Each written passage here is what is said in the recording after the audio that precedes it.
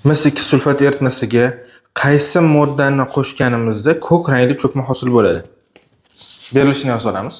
Demak, mis2 sulfat eritmasi berilgan ekan va qaysi moddani eritmasini qaysi moddani qo'shsak, shu cho'kma ko'k rangli cho'kma hosil bo'lishi kerak. Har bittasini qo'shib ko'ramiz.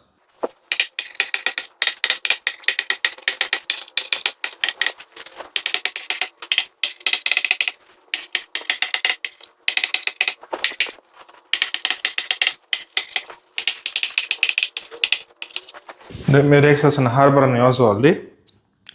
Ranglarini yozib olamiz. Ko'k rangli, oq rangli, demak, cho'kma. Birinchisida hamma reaksiya almashinish reaksiyasi. Demak, kaliy sulfat mas gidroksid chiqishi kerak. Mana kaliy sulfat va mis2 gidroksid chiqyapti. Kaliy sulfat eriydi. Eruvchalik jadvaliga qarab aniqlaymiz. Modda eriydimi, erimaydimi? Eruvchalik jadvalida kaliy sulfat eriydi, mis2 gidroksid erimaydi. Cho'kmaga tushadi. Cho'kma bor ekan va u mis2 gidroksid ko'k rangli cho'kma beradi. Demak, birinchisi to'g'ri keladi. Qolganini ham ko'rib chiqamiz.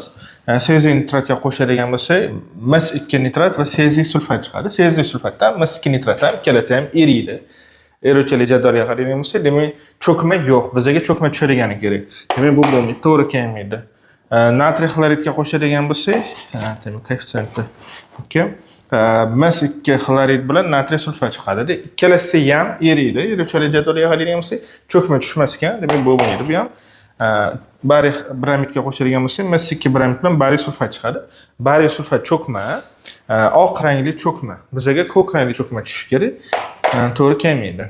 Demak, mis2 gidroksid ko'k rangli cho'kma ekan. To'g'ri javob A varianti.